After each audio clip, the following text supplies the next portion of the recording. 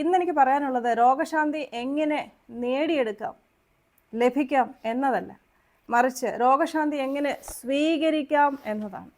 രോഗശാന്തി സ്വീകരിക്കുന്നതും ലഭിക്കുന്നതും അല്ലെങ്കിൽ നേടിയെടുക്കുന്നതും തമ്മിൽ വളരെ വ്യത്യാസമുണ്ട്. നിങ്ങളൊന്ന് ആലോചിച്ച് നോക്കിക്കേ. നിങ്ങൾക്ക് ഏറ്റവും ആവശ്യമുള്ള ഒരു കാര്യം, ഒരു സാധനം, നിങ്ങളെ നന്നായിട്ട് അറിയാവുന്ന, നിങ്ങളോട് വലിയ ഇഷ്ടമുള്ള സമ്പന്നനായ നിങ്ങളുടെ ഒരു സുഹൃത്ത് അതൊരു സമ്മാന പൊതിയുടെ രൂപത്തിൽ നിങ്ങളുടെ വീട്ടിൽ കൊണ്ട് വെച്ചിരിക്കുകയാണ്.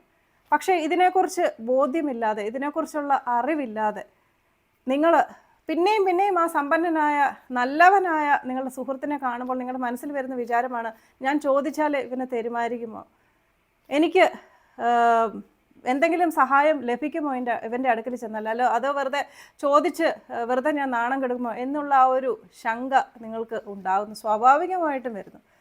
അങ്ങനെ തന്ന സമ്മാനം, തന്ന കാര്യം നിങ്ങൾക്ക് പ്രയോജനമില്ലാതെയായി പോകുന്നു.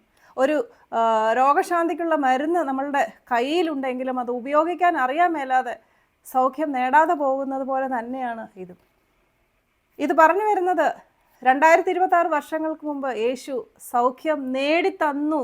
രോഗശാന്തി നിങ്ങൾക്ക് ഓരോരുത്തർക്കും വേണ്ട രീതിയിലുള്ള സൗഖ്യം അവൻ നിങ്ങളുടെ രോഗം ചുമന്നുകൊണ്ട് നിങ്ങൾക്ക് നേടിത്തന്നു എന്ന കാര്യത്തെക്കുറിച്ച് വ്യക്തതയില്ലാതെ, ഈ ഒരു വാക്യം എല്ലാവരും കേട്ടിട്ടുണ്ടായിരിക്കും, പക്ഷേ ഇതിനെക്കുറിച്ച് ഇതിൻ്റെ ആഴത്തിലുള്ള ഈ ഒരു സത്യം മനസ്സിലാക്കാതെ രോഗശാന്തി നഷ്ടപ്പെടുത്തുന്ന ആൾക്കാരോടാണ് ഇത് പറഞ്ഞ് മനസ്സിലാക്കാനുള്ളത്.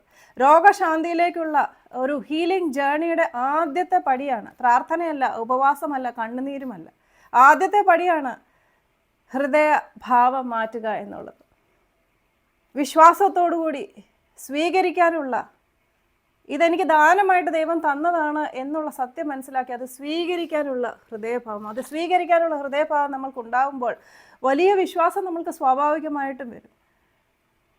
മത്തായിയുടെ സുവിശേഷം 8-ാമത്തെ അധ്യായം 16-ാമത്തെ വാക്യത്തിൽ വളരെ വ്യക്തമായിട്ട് എഴുതിയിരിക്കുന്നത്, യേശു സകലരെയും അവൻ സൗഖ്യമാക്കി. യെശയ്യാ പ്രവാചകന്റെ പുസ്തകത്തിൽ എഴുതിയിരിക്കുന്നത്, അവൻ നമ്മുടെ രോഗങ്ങൾ ചുമന്നു എന്നത് എഴുതിയിരിക്കുന്നത് നിവർത്തിയാകുവാൻ തക്കവണ്ണം. ഈ വചനം നിവർത്തിയായി തീർന്നു പോയിട്ടില്ല.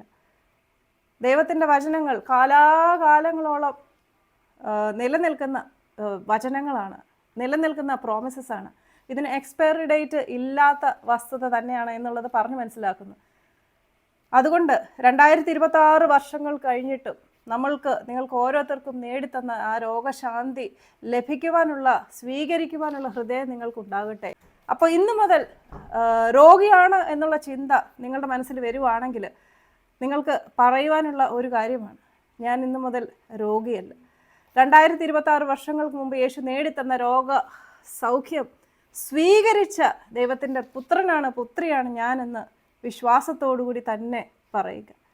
യേശു വെറുതെ നമ്മൾക്ക് തന്ന സമ്മാനം നേടിയെടുക്കാൻ പരിശ്രമിക്കരുത്. ഇന്നു മുതൽ അത് സ്വീകരിക്കുക, നന്ദിയോടുകൂടി സ്വീകരിക്കുക. So come fall in love with Jesus and fall in love with the word of God.